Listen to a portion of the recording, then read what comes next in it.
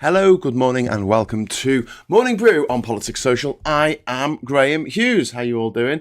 This morning it is Boxing Day, something they don't have in America, along with, peace, justice, honour and democracy. But we're going to be talking today, because I thought I'd treat you all up, after, you wake up after Christmas Day. Maybe you ate too much last night, maybe you drank too much, I don't know.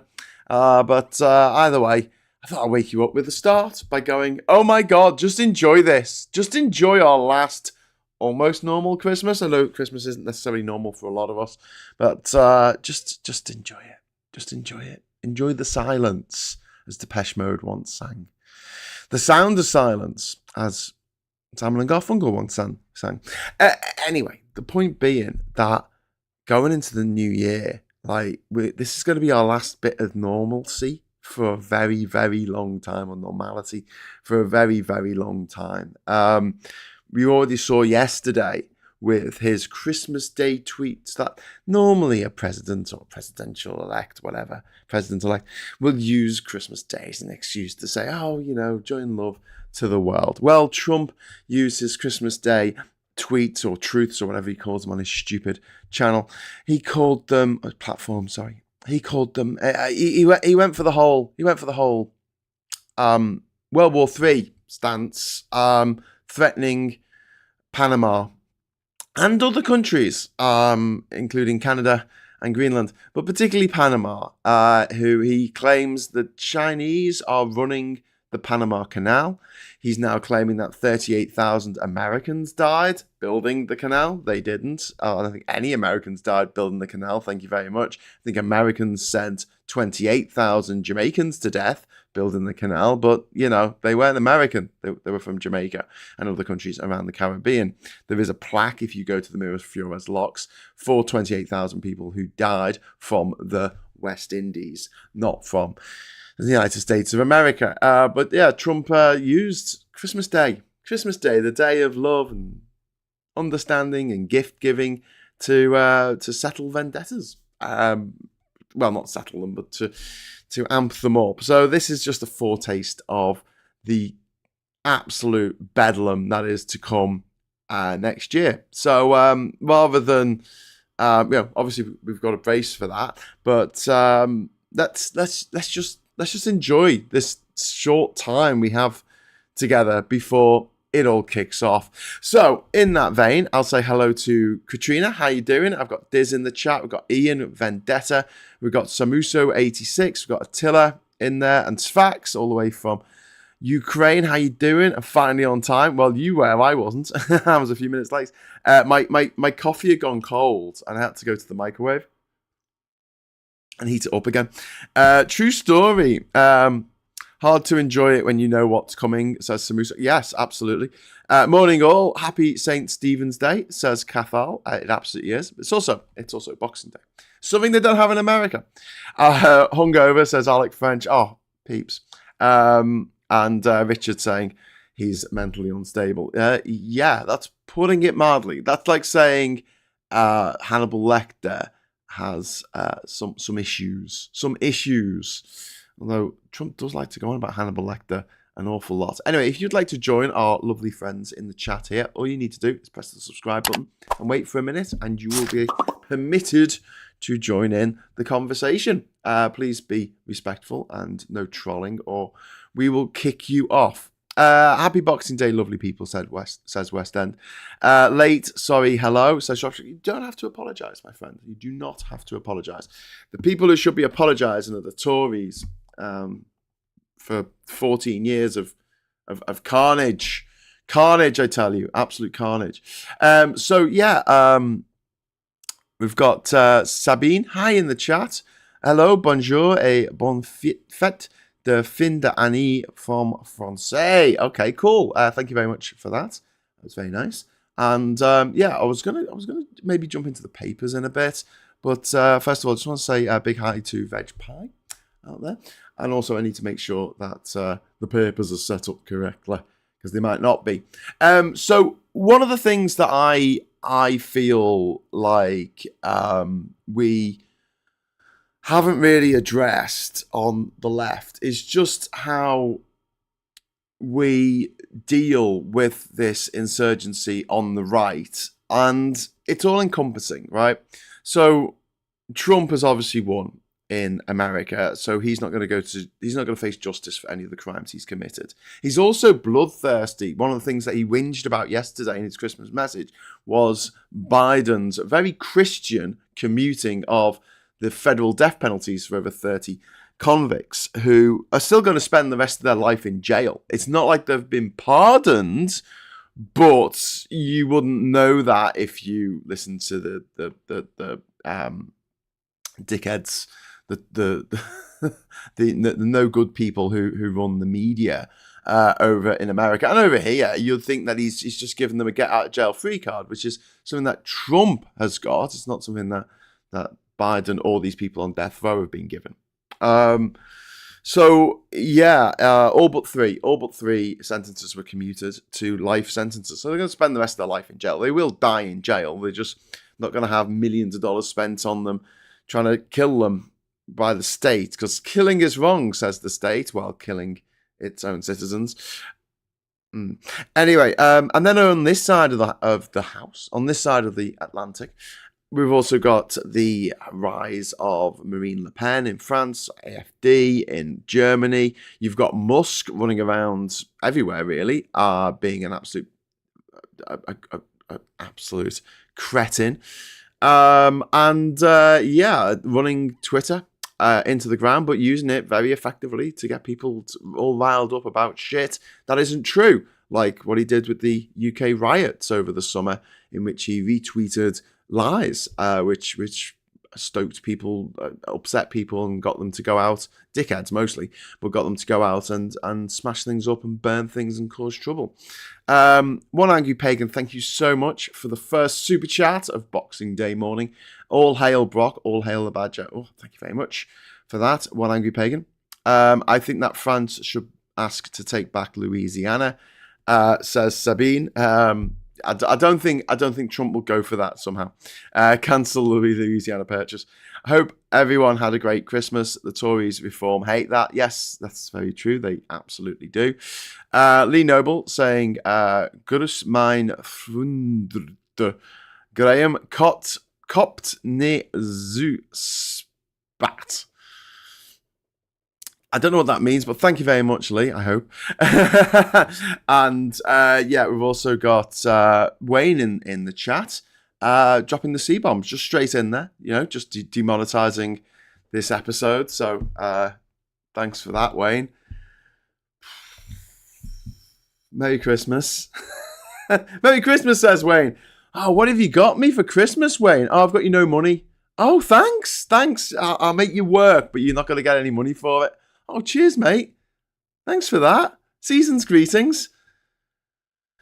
Anyway, Savak says, don't forget Vox in Spain, Chega in Portugal, Swedish Democrats in Sweden, and many more, says Savak. Yeah, I'm talking about the rise of the rise of the right. In the UK, we've got reform, obviously, refuck. And we're going to talk about this in a moment. Let's have a look. Let's have a quick look at the papers, right? And we'll try not to be too doom and gloom about all this. But we've got a story about the Telegraph, a whinging because hunters are going to face harsher penalties if they kill defenseless, animals. Well, they're not completely defenseless, are they? Kill beautiful wild animals for no reason other than their sick sport, which is to rip animals that don't need to be dead apart with dogs. And they're trying to make out this whole thing of it's a war. It's a war on people in the countryside of Labour and the war on the people in the countryside. It's the same thing they did 20 years ago when they did ban, or more than 20 years ago now, when the Labour government at the time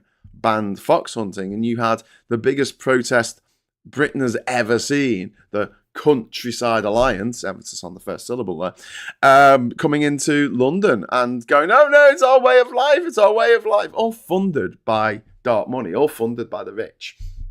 Of course, because the rich live in the country and like to kill animals because they're all psychopaths. We should eat them. There's a story here. Dozens killed as plane crashes in Kazakhstan. I've seen this story. It's on the front cover of The Guardian here. I've seen this reported two ways. I've seen it reported that dozens have been killed. And then there's another way of reporting it, which is like dozens didn't die.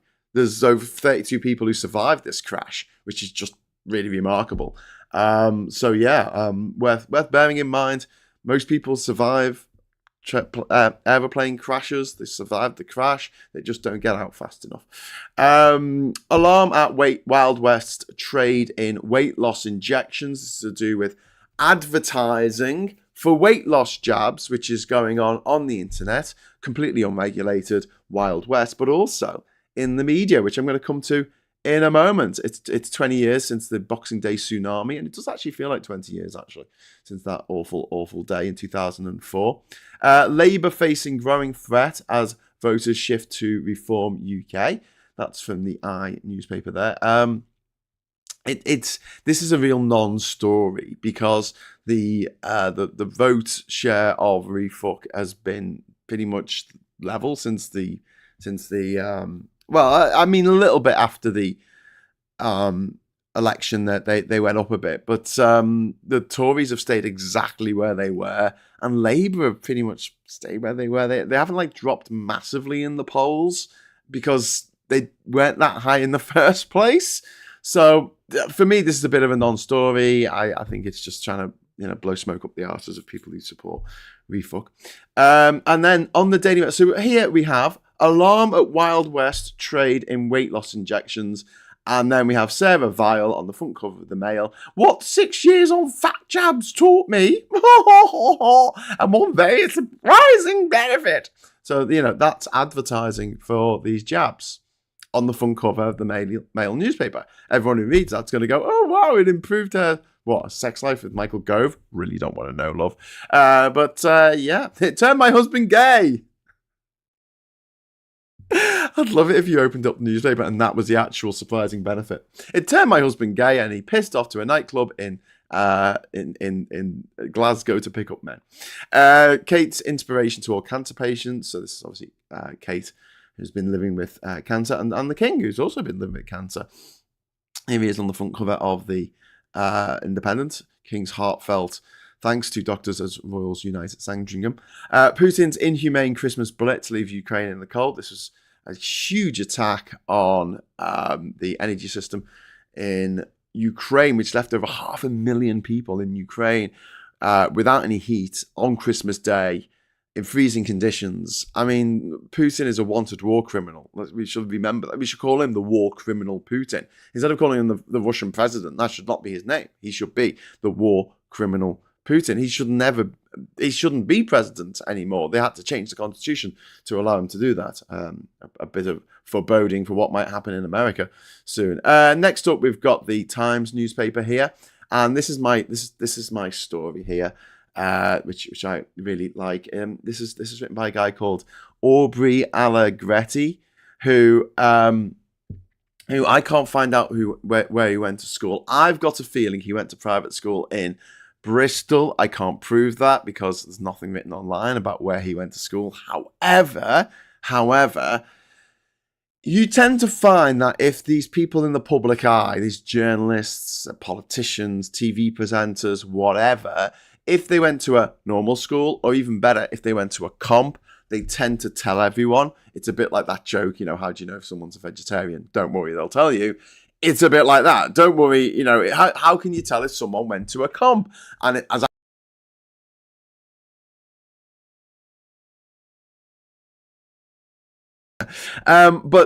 yeah, this is a wonderful story by this man who might have gone to a private school himself. See. Now, what's particularly funny about this story, it was written by this guy who's writing for the Times now. He used to write for the Guardian. Million right have gone to Harrow and Eton and Winchester to look after the sons and daughters of diplomats. Yeah. So basically, these diplomats we have around the world, I guess they go out to a posting in the country where, it's not safe to be a kid, I guess, which is a lot of them. And they send the kids to the most expensive school in Britain, and you pay for it. And that school goes, oh, thanks for all that money. Gobble, gobble, gobble, gobble. And they don't need to be inspected by Ofsted. They don't need to pay any tax. They don't need to have qualified teachers. And you know what? Even if they have a teacher who's a massive nonce and literally sexually abuses boys over dozens of years, girls, over dozens of years, the school still doesn't get shut down. You know? Oh yeah, we had that teacher who was a bit noncy, but we'll keep going. We'll keep going forever because we're a private enterprise. We're a private company. Imagine if a restaurant. Imagine if there was a kids' restaurant in your town, right? And kids went there for their birthday parties. And it turned out that when kids went there for the birthday parties and the adults left them there to have a good time, they were actually being sexually abused by the staff of that restaurant. And then they said, oh no, it's okay. We found and the other people at the restaurant working there were covering up for the person who was abusing the children that you were paying to be at the party at that restaurant. Do you think for a moment that that restaurant would still be open? Do you? Do you? Oh.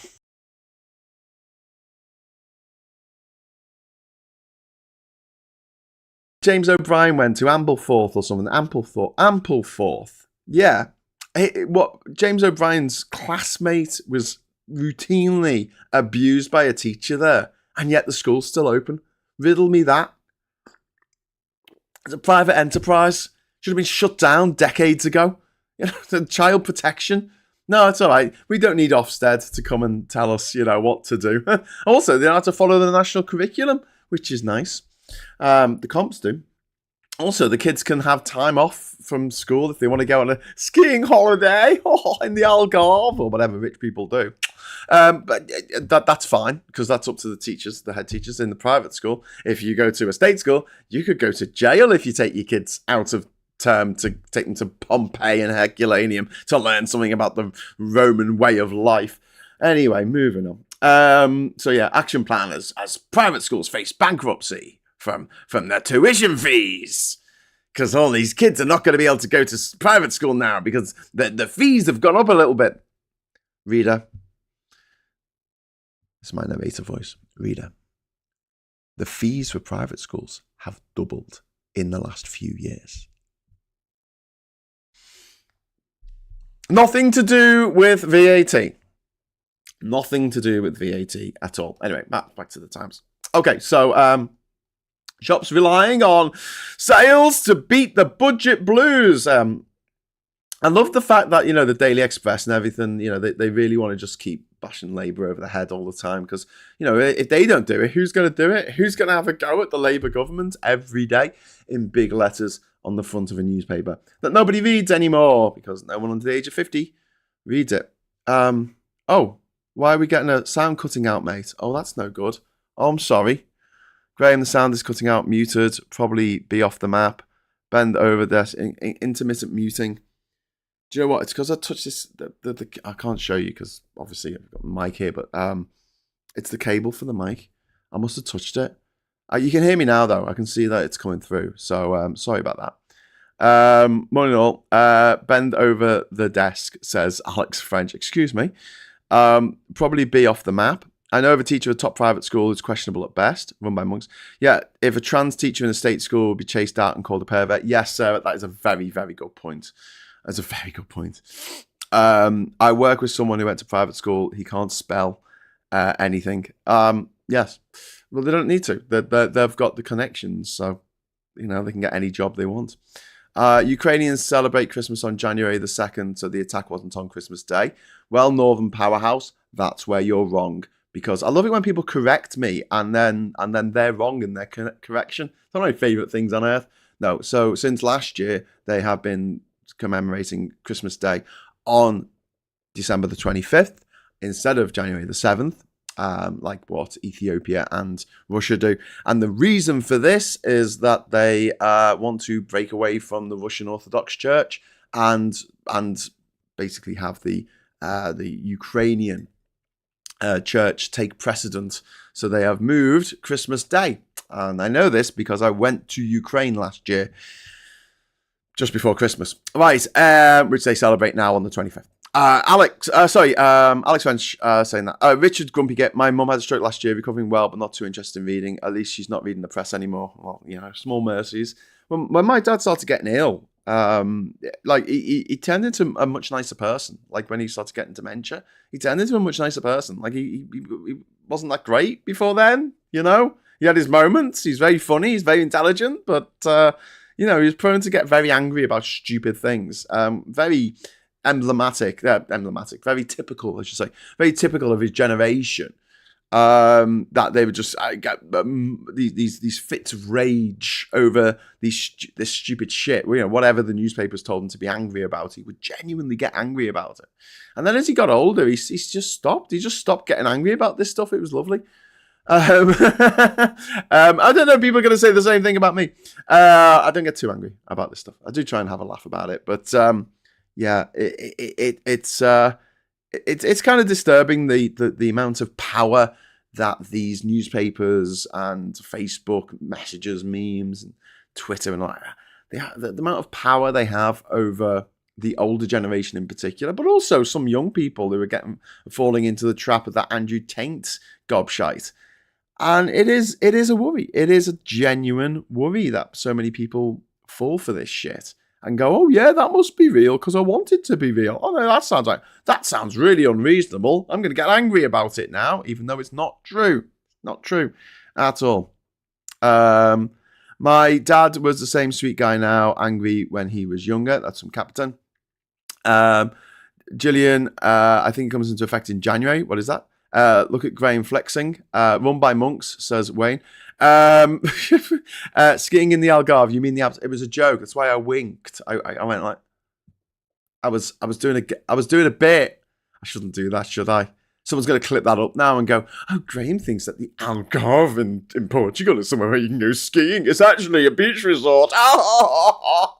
Some world traveller he is. This is not true. Ukrainians celebrate Christmas on January the 7th. No, they changed the Northern Powerhouse. You can keep going on about this if you want. You're still going to be wrong. They changed it last year. They changed it. There you go. Svax, are you Ukrainian or are you British? No, Svax is actually from Ukraine. So I'll just let I'll just let Svax sort this out. Svax also says, Graham, your sound keeps disappearing. Be careful with the USB. Yeah, I'm trying to just stay away from the cable. It's quite a short cable. I lost my long cable on the plane on the way over to bloody Panama for this. But there you go. But yes, the Northern Powerhouse, not Northern Ukraine. It has more feelings than facts, rather than facts. So you're right to worry. Sorry, it's more about feelings rather than facts, says MH Carer. Yeah, it is. It is this very frustrating world in which we live in at the moment, where people want things to be true and therefore they are. And there's enough bullshit on the internet for people to just fall for, to go, yeah. I totally believe in this. I'm all in for this. And I was going to talk about this a bit yesterday on my Christmas Day broadcast, but we kind of got diverted talking about movies and stuff. But, you know, AI is, to me, right, it always looks wrong. It always looks freaky. It looks too shiny. There's too many fingers. It'd be a funny gag if I had a fake hand that I could just lift up now and it would have an extra finger on it. It feels to me very much like the uncanny valley, and you look at a picture, and at first glance, it can look real, but then you actually look at it, and you're like, no, there's too many things wrong with that. But my favourite one at the moment, there seems to be lots of pictures of, like, London, with, like, tractors or a giant Santa Claus or something.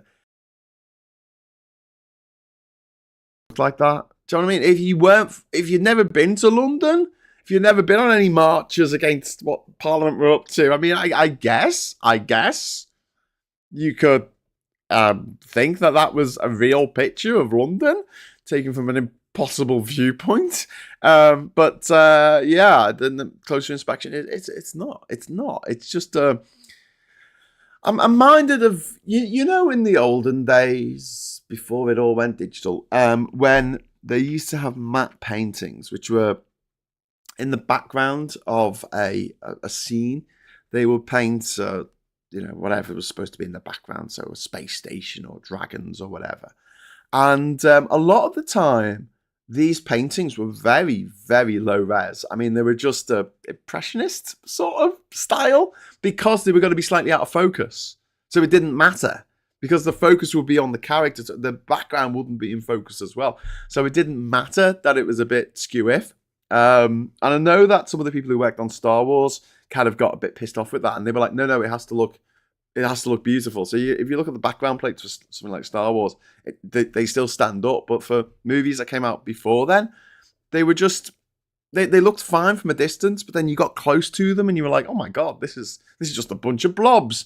And I feel like AI art is art. Sorry, shouldn't call it that. AI imagery is similar. It's like it looks all right on the surface, but then once you actually look into it at any level, it's just not there. It's just not there. Katrina, if you ask AI for a scene from the Glasgow subway, it gives you something that looks more in the style of New York subway. Yes, it's a little robot that gets everything wrong.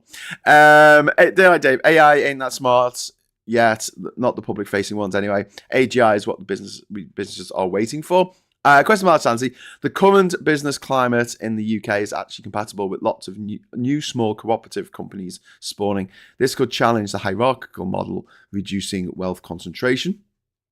And Mike Higgins says, in the Christmas spirit and to keep the peace, Ukraine traditionally celebrated Christmas on the 7th of January until they changed to the 25th of December last year. Yeah. I just dropped out again. Katrina's saying that my sound has cut out again. I'm very sorry. I'm going to have to buy a new cable, I think. I'm going to have to buy a new USB cable. For some reason, the Yeti mics and the GoPro cameras, until quite recently, used the very, very early version of USB. Like they don't use USB-C. Well, I think maybe GoPro do now, but my GoPro's got that really old-fashioned USB cable going to it, and so's the Yeti mic. They haven't changed it, which I find a bit annoying. What's this? Fax. Things change. I've just celebrated Christmas in Ukraine, says Fax. I'm done wasting my time. Be stubborn all you want, not be taken seriously by the others. Thank you very much, Fax, for clearing that up. But yes, in Ukraine, they now celebrate Christmas on the 25th of December. This reminds me of many moons ago. I think I was talking to Richard Bacon. He's one of those people who went to private school and got to snort cocaine and get away with it. Was that Richard Bacon? I can't remember. But he was on the radio. Oh no, it was Jamie Theakston. I don't think he did cocaine, or at least he wasn't caught for it. Yeah, it was Jamie Theakston was interviewing me on the radio many moons ago about my travels around the world, and he thought he'd do a little quiz, and he wanted to know what side of the road different countries drove on. And he asked about Samoa, and I said, well, they used to drive on the right, but as of last year, they moved across to the left because they wanted to get their cars from Japan and Australia and stuff. And he said, oh, it says right here. It says right here. And I said, check it, mate, check it. And they did. They checked it live on air, and I was right. Because, do you know what? Things change. And I'll talk also about, I was doing a quiz once on one of the cruise ships that I managed to hitch a free ride on during my trip around to every country. And the question was, what is the biggest country in Africa? And they're asking this question in the September of 2011. And some other team said Algeria, right? And they were going around the teams. It wasn't like everyone at once. It was like whoever was right behind, they went first or something like that. I don't know. And then they got to my table and I said, well, probably what your card says is Sudan. But that's wrong because that split in two earlier this year. In July this year, it became Sudan and South Sudan. And now the biggest country in Africa is no longer Sudan. It's Algeria. You should give the points to that other team. And they wouldn't give the points to the other team. And I was like, what the hell? Like, yeah, but it's what's on the card. So things change. Dying. It's like if you ever play the original game of Trivial Pursuit, it does mention the Soviet Union a lot in there, a country that no longer exists. Dungeons and Dildos, yes, that's the one. Pi Pico 2 still uses micro USB for capability. Theekson did a bit of dungeon fun in Soho. Oh, okay, cool. MH Carer, current AI imagery is not art. It's just a construct of sound, not music. It is soulless. Maybe that's it. Maybe it's just the fact that you can't see it. Oh, my mum's in the chat. Hi, mum. How you doing? My Yeti uses mini USB. It's really the old. It's old stuff. Nigeria says, no, it's Algeria now. It's Algeria is the biggest country in Africa since Sudan split in two. It was Sudan. And I think the third biggest country is DRC, Democratic Republic of Congo, which is like the size of Western Europe. Ridiculously big. Okay, right, well, that's it. That went quick, didn't it? I've got to get on with Christmas Boxing Day. Boxing Day. We're going to have a big Boxing Day breakfast of leftovers from yesterday. What did you have for Christmas dinner? Because we had pie. We had chicken pie and beef pie. That's what we had. We don't usually eat beef in this house, but we got some from the local farm shop here in Durham. But yeah, it was really good. It was really good because there was like 17 of us or something. There was a ridiculous number of people in the house. So Kat was like, I'm not making a turkey because turkey's just a big dry chicken. That's what it is. I one year when I was living in Panama, we had Christmas Day. I just did 2 chickens. I could have got a turkey from the supermarket. I had to get 2 chickens in the oven. Took up the whole oven, obviously, but yeah, two chickens. There you go. Was Graham a good boy? No, I wasn't. Although I did get a fantastic gift, which I'll show you tomorrow, I think. Graham has a lovely face and a great hat. Oh, thank you very much, West End. That's very kind of you. I made roast pork for tea, says Vendetta. Oh, sounds good. Sounds good. Are you going by area or population, says Katrina? Oh, by area. By population, I think you're right. I think it's Nigeria. The Lion of Africa. And a great beard. Oh, thank you very much. Happy Boxing Day. Flattery will get you everywhere. Happy Boxing Day, says Ian with £2 super chat. Thank you very much for that super chat, mate. That's very kind of you. So I think a peace deal should be done ASAP because I wanted to stop firing there. I don't need to be doing this. I worry for us all, my kids, because it would be a different war. What are you talking about? A ceasefire is just going to... A peace deal is just going to benefit Putin. He's just going to take a fifth of Ukrainian land. This is a guy who runs the biggest country in the world, you know, not by population but by area, and he thinks it's not big enough. That's why he annexed a third of Georgia back in 2008. That's why he took the Crimean Peninsula back in 2014. And a big chunk of the Donbass region, which he then expanded to places like Mariupol, which he's just decimated, and he's killed so many people. He's taken children away from their parents. He's having them raised as Russians in Russia now. His crimes against humanity are just off the charts. And the idea that you have a peace deal with someone like that, it's like having a peace deal with Hitler. Yeah, good luck with that. We know how that ended, right? Remember? Do you remember? I'm probably not old enough. I got a World Book Maps flags for Christmas 91, says Cathal. Oh, that's cool. And veggie and diabetic, so just lots of green veg, chestnuts, stuffing balls, etc., says Richard Grumpy Git. And Captain says, I'm a cook at the homeless centre working yesterday. Oh, that's really good of you, Captain. Captain, seriously, that's amazing. Well done. Thank you. So I'm going to get going now. So thank you for joining us. I don't know if we'll do a show yet later today. We might do. I don't know. Well, I'll just have to keep you on tenterhooks. But whether we do a show later today or not, because I'm not going to do one on my own. I'll try and get someone along to have a chat with us. Maybe I got Super Tansky to talk about Zelda. Hey, come on the show, Tan. Talk about Zelda. And Ocarina of Time. Such a good game. And I'll be back definitely tomorrow at 9:30 for the Boxing Day, the day of after Boxing Day. What's the day after Boxing Day called? It's probably some saint, I don't know. I'll be here for that, so I hope you will be too at 9:30. So thanks for the super chats. Thanks for the comments, lovely comments, even the ones I got it wrong. And until next time, I'll say give us a like on the way out. Hello, good evening, welcome, and goodbye.